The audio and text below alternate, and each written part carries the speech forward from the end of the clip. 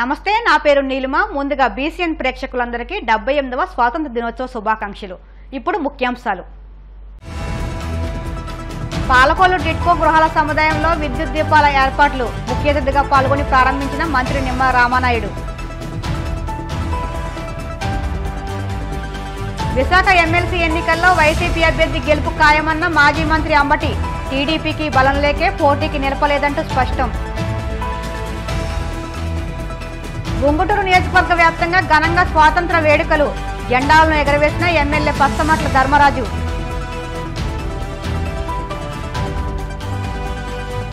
బంగ్లాదేశ్లో హిందువులపై దాడుల అమానుషం.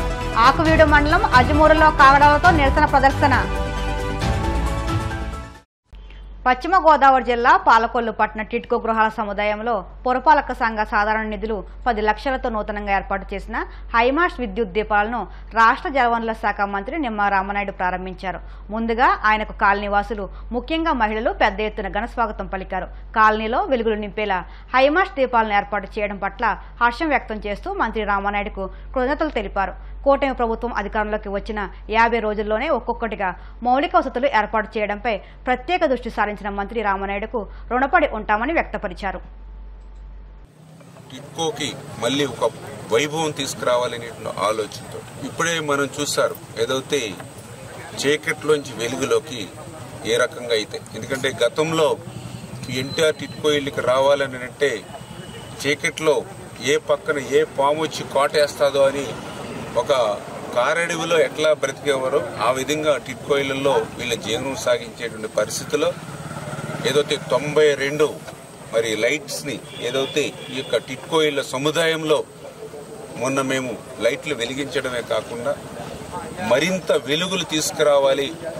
ఎందుకంటే ఇది దగ్గర మరి 60 అడుగుల రోడ్లు సైతం ఉండడంతో మళ్ళీ కమిషనర్ గారు మున్సిపాలిటీ సహకారంతో ఇమీడియట్లీ మళ్ళీ ఐమాక్స్ లైట్లు కూడా 4 సెంటర్లో ప్రతి సెంటర్లోనే ఏర్పాటు చేసుకోవడం, మరి వీటితో పాటుగా ఏదైతే మన సాయిబాబా గుడి దగ్గర నుండి టిట్కో ఇళ్ల వరకు కూడా చీకట్లో రాత్రి మహిళలు రావాలంటే ఇబ్బంది పడుతున్నారంటే దానికి కూడా అమౌంట్ ఆల్రెడీ మరి కరెంట్ కూడా కట్టి తొందరలోనే అది కూడా ఆ లైటింగ్ కూడా పూర్తి చేసేటువంటి విధంగా ఈ రకంగా ఒక్కొక్కటి పనులు పూర్తి చేసుకుంటాం. ఏదైతే డ్రింకింగ్ వాటర్కి సంబంధించి మొన్ననే మీరు చూశారు, గత 5 సంవత్సరాల్లో ₹10 పని చేయనటువంటి పరిస్థితుల్లో మళ్ళీ ఆ యొక్క స్టంప్ కానీ అదేవిధంగా మోటార్స్ కానీ అన్ని సిస్టమ్ ఏర్పాటు చేసుకుని గ్రావిటీ మీద ప్రతి ఇంటికి కూడా ఆ యొక్క త్రాగునీరు ఇచ్చేటువంటి విషయంలో కానీ అదేవిధంగా ఏదైతే ఈ యొక్క టాయిలెట్స్ కు సంబంధించినటువంటి ట్యాంక్ ఏదైతే ఎస్టీపీ ఉందో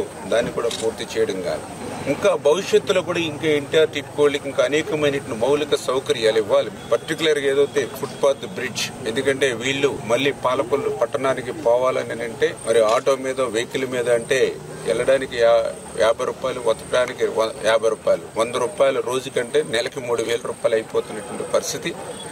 దానివల్ల నేను ధర్మారావు ఫౌండేషన్ ద్వారా నేను సొంతంగా ఉచితంగా వాహనాన్ని వీళ్ళకి ఏర్పాటు చేయడం జరిగింది.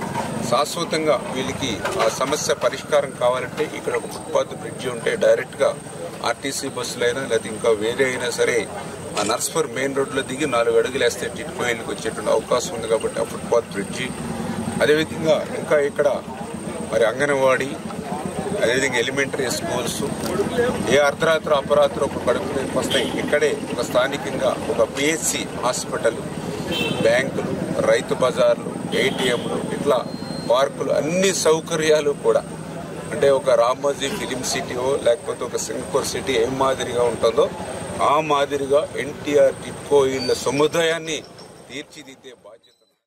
విశాఖ ఎమ్మెల్సీ ఎన్నికల్లో వైసీపీ అభ్యర్థి బొత్స సత్యనారాయణ గెలుపు ఖాయమని మాజీ మంత్రి అంబటి రాంబాబు పేర్కొన్నారు. ఈ మేరకు ఆయన గుంటూరులో మీడియాతో మాట్లాడుతూ సీఎం చంద్రబాబు నైతికతతో పోటీకి పెట్టలేదని టీడీపీ నాయకులు ప్రచారం చేసుకుంటున్నారని అన్నారు. బలం లేకే చంద్రబాబు పోటీకి దింపలేదని అన్నారు. విశాఖ స్టాండింగ్ కమిటీ ఎన్నికల్లో టీడీపీ అనుసరించిన విధానం అనైతికమని అన్నారు. సూపర్ 6 హామీలను సూపర్ చీట్గా మార్చేశారని, ప్రజలను నిలువున మోసం చేశారంటూ మండిపడ్డారు. విద్య, వైద్యం పోర్టుల నిర్మాణానికి జగన్మోహన్ రెడ్డి వేల కోట్లు ఖర్చు పెట్టారని, అధికారంలోకి వచ్చిన కూటమి వాటన్నిటినీ పక్కన పెట్టేశారని అన్నారు. బొత్స సత్యనారాయణ గారు ఎమ్మెల్సీగా గెలుపొందటం అనేది అనివార్యమైన పరిస్థితి ఏర్పడింది ఇవాళ. దీనికి కారణం ఏమిటంటే చంద్రబాబు నాయుడు గారు విలువలకు కట్టుబడి, నైతిక విలువలకు కట్టుబడి ఆయన పోటీ పెట్టలేదు. పోటీ పెడితే మేము గెలిచేవాళ్ళం. ఆయన నైతిక విలువలకు గౌరవం ఇచ్చినటువంటి వ్యక్తి అని డబ్బా కొడుతున్నారు. ఆ హోంమంత్రి గారు అలాగే రాష్ట్ర అధ్యక్షుడు ఆయన ఇద్దరు నిన్న బజాయిస్తున్నారు. నాకు అర్థం కాల. చంద్రబాబు నాయుడు గారి నైతిక విలువ గురించి, అనైతికత గురించి ప్రత్యేకంగా కొత్తగా తెలుసుకోవాలని అడుగుతా ఉన్నా. తన రాజకీయ జీవితం అంతా కూడా అనైతికతతోనే పైకి వచ్చినటువంటి వ్యక్తి నారా చంద్రబాబు నాయుడు గారు. కాంగ్రెస్ నుంచి తెలుగుదేశంలోకి రావడం, ఆ తర్వాత చంద్రబాబు నాయుడు గారు ఎన్టీ రామారావు గారికి వెన్నుపోటు పొడవటం, ఇవన్నీ కూడా ఒకటి కాదు, రెండు కాదు. చంద్రబాబు నాయుడు గారి అనైతికత గురించి చెప్పడం మొదలెడితే గంటల తరబడి ఆయన అనైతిక కథలు పుంఖాలు పుంఖాలుగా చెప్పవచ్చు. ఇక్కడ ఉత్తరాంధ్రకి సంబంధించి ఒక్క విషయాన్ని చాలా స్పష్టంగా చెప్పదలుచుకున్నా. మేము చంద్రబాబు నాయుడు గారు ఏ విధంగా అయితే కుట్రలు కుతంత్రాలు చేస్తారో, ఏ విధంగా అయితే డబ్బులకు ఆశ పెట్టి ప్రలోభ పెట్టి మా ఓటర్లను కొంటారో మాకు ముందుగా తెలుసు. కాబట్టి మాకు 641 మంది ఓటర్లు ఉన్నారు. మాకు స్థానిక సంస్థల్లో గెలుపొందినటువంటి వ్యక్తులు. మాకు వాళ్ళకి తేడా ఒక 226 మంది వాళ్ళు, మేము 641 మంది. మేము ఇంత పెద్ద సంఖ్యలో ఉన్నా కూడా చంద్రబాబు నాయుడు గారు ప్రలోభ పెట్టగలదు. ఇదే కొత్త కాదు, జగమెరిగిన సత్యం. ఇంతకుముందు చూశాము తెలంగాణలో. బ్రీఫ్డ్ మీ కథ. ఒక ఎమ్మెల్సీనే కొనాలని ప్రయత్నం చేశాడు ఆయన.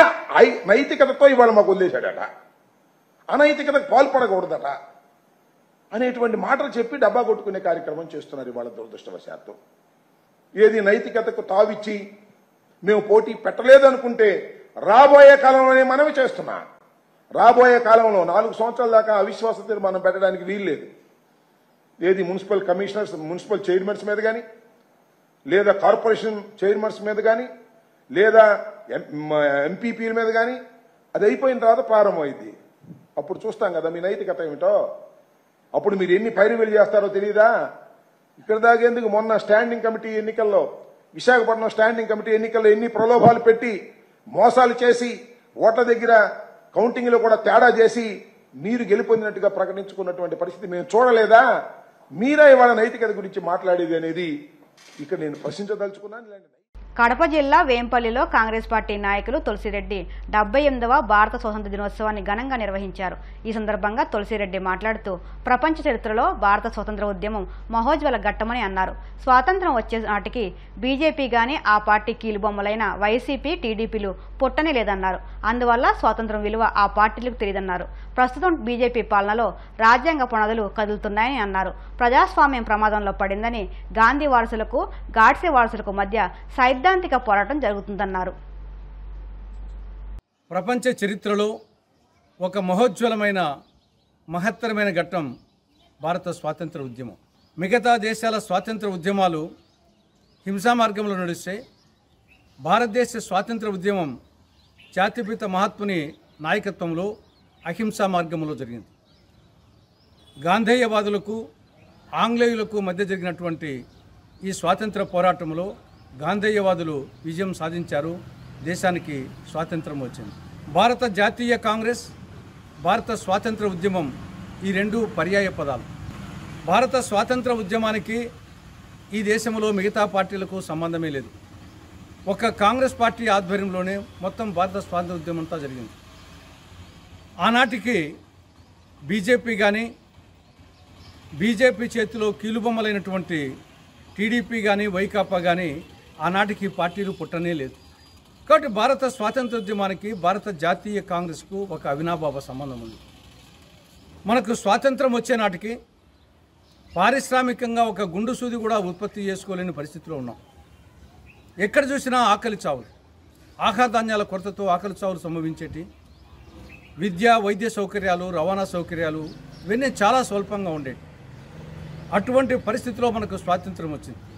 స్వాతంత్రం వచ్చిన తర్వాత రాజనీతిజ్ఞులైనటువంటి పండిట్ జవహర్లాల్ నెహ్రూ, లాల్ బహదూర్ శాస్త్రి, ఇందిరమ్మ, రాజీవ్ గాంధీ, మన్మోహన్ సింగ్, వాజ్పేయి లాంటి రాజనీతిజ్ఞుల పాలన కారణంగా ఈరోజు ప్రపంచంలో అగ్రదేశాల సరసన ఈరోజు భారత్ నిలబడి ఉంది. ప్రస్తుతం దేశంలో గాంధీ వారసులకు, గాడ్సే వారసులకు మధ్య ఒక సైద్ధాంతిక పోరాటం జరుగుతూ ఉంది. ప్రజాస్వామ్యానికి, నియంతృత్వానికి మధ్య, లౌకికవాదానికి, మతత్వ మౌఢ్యానికి మధ్య ఒక సైద్ధాంతిక పోరాటం జరుగుతూ ఉంది.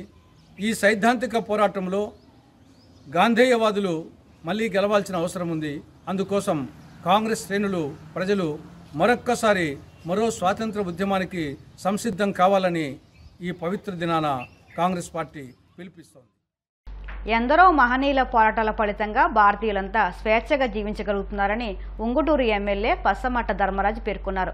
ఉంగుటూరు నియోజకవర్గ వ్యాప్తంగా నిర్వహించిన స్వాతంత్ర వేడుకల్లో ఎమ్మెల్యే ధర్మరాజు పాల్గొన్నారు. ఈ మేరకు నిడమరు మండలం చిన్ననింటకొలను హైస్కూల్లో ఎమ్మెల్యే ధర్మరాజు స్వాతంత్ర సమరయోధుల చిత్రపటాలకు నివాళులర్పించి జాతీయ జెండా ఎగరవేశారు. అనంతరం గణపవరం, నిడమర్రు, ఉంగుటూరు, భీమడోలు తహసీల్దార్, మండల పరిషత్ కార్యాలయాల వద్ద స్వాతంత్ర వేడుకల్లో ఎమ్మెల్యే ధర్మరాజు హాజరయ్యి జెండా ఎగరవేశారు. అనంతరం భీమడోలు తహసీల్దార్ కార్యాలయం వద్ద పారిశుద్ధ్య కార్మికులను ఎమ్మెల్యే ధర్మరాజు సత్కరించారు. కార్యక్రమంలో పాఠశాలల విద్యార్థులు, తహసీల్దార్లు, ఎంపీడీఓలు, స్థానిక ప్రజాప్రతినిధులు, అధికారులు పాల్గొన్నారు. చదువుతో, క్రమశిక్షణతో మనం మెలిగి భారతదేశ అభివృద్ధిలో మనందరం కూడా పాల్గొనాలని మీ అందరికీ తెలియజేసుకుంటూ, మనకి ఈరోజు ఎంతో వైభవంగా మన స్కూల్లో, అంటే మా సొంత గ్రామంలో మీరందరూ కూడా ఒక పండగ వాతావరణంలో ఈ ఆగస్టు 15 కార్యక్రమాన్ని చేసిన ఉపాధ్యాయులకు మరీ ఒకసారి నా కృతజ్ఞతలు తెలియజేసుకుంటూ, ఇలాంటి మరిన్ని కార్యక్రమాలు చేయాలని, ఈ స్కూల్లో ఏ కార్యక్రమం వచ్చినా నేను ముందుండి తీసుకెళ్తానని, అలాగే ఇక్కడ పెహరీ గోడ అయినా ఇంక ఏమన్నా అవసరమైనా ప్రతిదీ తీసుకెళ్తాం. మన గ్రామంలో మన మాజీ మంత్రివర్యులు స్వర్గీయ చింతలపాటి వరప్రసాద మూర్తిరాజు గారు అనేక మందికి విద్యాదాత. ఆయన స్ఫూర్తితో మన అందరం కూడా ఈ కార్యక్రమాలన్నింటినీ చేపట్టి మన భారతదేశం ముందుకు నడవాలని మన అందరం కూడా సంకల్పించి దాంట్లో పాల్గొనాలని మీ అందరినీ మనస్ఫూర్తిగా కోరుకుంటూ, బంగ్లాదేశ్లో హిందువులపై జరుగుతున్న దాడులను పలువురు వక్తలు ముక్తకంఠంతో ఖండించారు. పశ్చిమ గోదావరి జిల్లా ఆకివీడు మండలం అజ్జమూరు గ్రామంలో బంగ్లాదేశ్లో హిందువులపై జరుగుతున్న దాడులకు నిరసనగా ప్రధాన రహదారి వెంబడి కాగడల ప్రదర్శన నిర్వహించారు. ఈ కార్యక్రమంలో ఎర్ర రఘు, బి సరళ, దీపాటి సునీత, ఆముదాల నాని, దాసరి రాము, రాజ్ కుమార్, లక్ష్మీనారాయణ, మజ్జి శ్రీను, రమేష్, జాహ్నవి తదితరులు పాల్గొన్నారు. ఇప్పుడు కాసేపు ప్రకటనలు.